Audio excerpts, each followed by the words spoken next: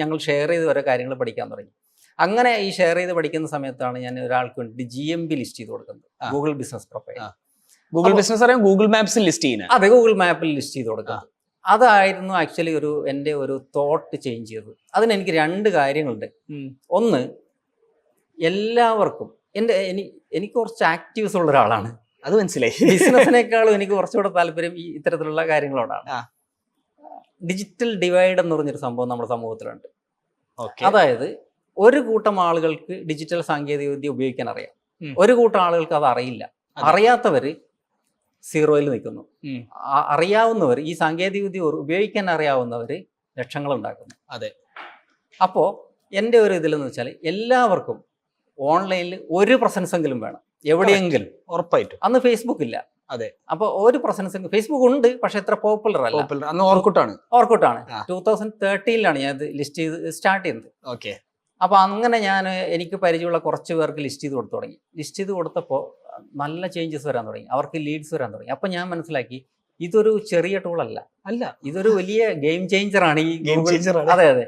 അപ്പോൾ ഒരാൾക്ക്, സത്യം പറഞ്ഞാൽ ഒരാൾക്ക് ഞാൻ ഒരു ഗൂഗിൾ ബിസിനസ് പ്രൊഫൈലിൽ, അന്ന് ഗൂഗിൾ മൈ ബിസിനസ് പറയാം, അതെ, ഗൂഗിൾ മൈ ബിസിനസ് ലിസ്റ്റ് ചെയ്ത് കൊടുത്തു കഴിഞ്ഞപ്പോൾ അയാൾക്ക് ലീഡ് വന്നപ്പോൾ, ഒരു ഹെൽത്ത് കെയർ ഇൻഡസ്ട്രിയാണ്, ഒരു ലീഡിന് അന്ന് ഈ പറഞ്ഞ പോലെ 1 lakh+ ആണ് അയാൾക്ക് കൺവേർഷൻ നടന്നത്, ഒറ്റ ലീഡിൽ. അതെനിക്ക് ഭയങ്കര പ്രചോദനമായി. പുള്ളി അന്ന് വലിയ കടത്തിൽ നിൽക്കുന്ന ഒരു മനുഷ്യനും കൂടിയായിരുന്നു. അത് ശരി. ആ സമയത്ത് ഇതെങ്ങനെ ഒപ്റ്റിമൈസ് ചെയ്യാന്നുള്ള രീതിയിൽ നോക്കിയപ്പോൾ എനിക്ക് ആകെ കണ്ടത് നല്ല റിവ്യൂസ് കളക്ട് ചെയ്യാന്നുള്ളതാണ്. അതെ. ഞാൻ സത്യം പറയട്ടെ, ഞാനൊരു എന്താ പറയുക, ഒരു അൺഎത്തിക്കൽ പ്രാക്ടീസിലാണ് അത് തുടക്കം. കള്ള റിവ്യൂസ് ഉണ്ടാക്കുക, അതായിരുന്നു എൻ്റെ തുടക്കം. അതിനു വേണ്ടിയിട്ട് പല ഇമെയിൽ ID ഉണ്ടാക്കുക, ഏകദേശം ഒരു 300ഓളം ഇമെയിൽ ID ഉണ്ടാക്കിയിരുന്നു. എന്നിട്ടൊരു സ്ഥാപനത്തിന് വേണ്ടിയിട്ട് ഈ റിവ്യൂ ഉണ്ടാക്കി. പക്ഷെ അത് നല്ല രീതിയിൽ പോയി, നല്ല ബിസിനസ് വന്നു. ഓക്കെ. ഒരു 4 വർഷത്തോളം ആ രീതിയിലേക്ക് പോയി. ഒരുപാട് പിന്നെ ഗൂഗിൾ ബിസിനസ് പ്രൊഫൈൽ ലിസ്റ്റ് ചെയ്തു. ഞാൻ 1 രൂപ ആരോടും വാങ്ങാറില്ല. ഏതെങ്കിലും ഒരു ബിസിനസ് ഗൂഗിൾ ബിസിനസ് പ്രൊഫൈലിൽ ഇല്ല എങ്കിൽ എനിക്ക് ശ്രദ്ധയിൽപ്പെട്ട് കഴിഞ്ഞാൽ ഞാൻ അവരുടെ ലിസ്റ്റ് ഞാൻ ലിസ്റ്റ് ചെയ്യട്ടെ എന്ന്.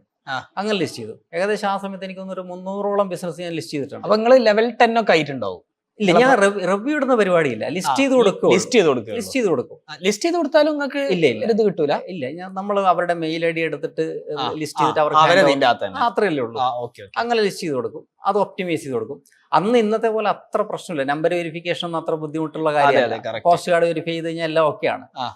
അത് കഴിഞ്ഞ് ഈ പറഞ്ഞ പോലെ 2017 ഒക്കെ വരുമ്പോഴാണ് ഈ നമ്പർ വെരിഫിക്കേഷൻ ഒക്കെ കുറച്ച് ഇഷ്യൂസ് ഒക്കെ വരുന്നത്. പിന്നീട് കോവിഡിന് ശേഷമാണ് കുറച്ചുകൂടി ഇഷ്യൂ വരുന്നത്.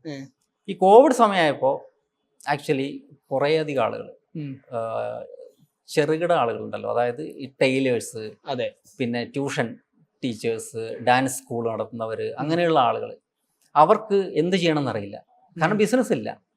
അപ്പോൾ ആ സമയത്താണ് അവർക്ക് ഞാൻ അങ്ങോട്ട് അപ്രോച്ച് ചെയ്യുന്നത്. ആ സമയത്ത് എനിക്ക് ആന്ധ്രാപ്രദേശ്, പിന്നെ തമിഴ്നാട്, ഇങ്ങനെയുള്ള സ്ഥലത്ത് പോലും കോൾ വന്നിരുന്നു ലിസ്റ്റ് ചെയ്യാൻ വേണ്ടിയിട്ട്.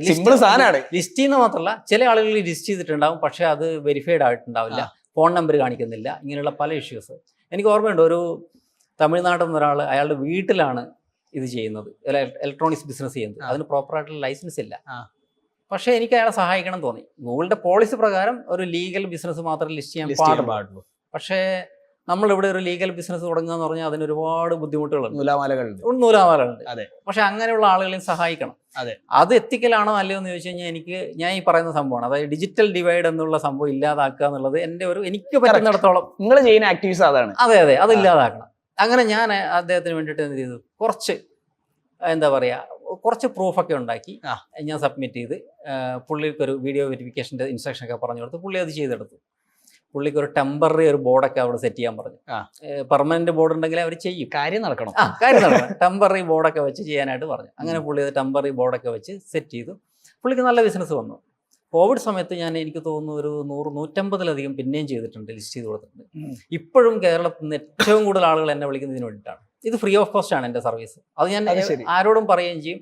അത് മാത്രമല്ല, ഞാൻ ഏത് ജോലി ചെയ്തുകൊണ്ടിരിക്കുന്ന തിരക്കിനിടയിലായാലും ഒരാൾ GMBയുടെ ഒരു സംശയം ചോദിച്ചു കഴിഞ്ഞാൽ അപ്പോൾ ഞാൻ ജോലി മതിയാക്കി അത് പറഞ്ഞു കൊടുക്കും. അത് കഴിഞ്ഞിട്ട് അത്രേ ഉള്ളൂ, എത്ര സീരിയസ് വർക്കായാലും. കാരണം എന്ന് വെച്ചാൽ എനിക്ക് മനസ്സിലായിട്ടുണ്ട് അതൊരു ജീവിതമാണ് ഒരാളുടെ.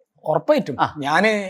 ഞാൻ ആക്ച്വലി GMBന്റെ പവർ മനസ്സിലാക്കണത്, ഉപ്പ ഒരു റിസോർട്ട് തുടങ്ങി. അപ്പൊ ഞാൻ ചുമ്മാ ഇതിലൊക്കെ ലിസ്റ്റ് ചെയ്ത് ഫോട്ടോസും വീഡിയോസും ഒക്കെ ഇട്ട് ഞാൻ പറഞ്ഞു എല്ലാ കസ്റ്റമർ അടുത്തും റിവ്യൂ എടുക്കണം. സ്റ്റാഫിനോട് പറഞ്ഞു എല്ലാ കസ്റ്റമർ.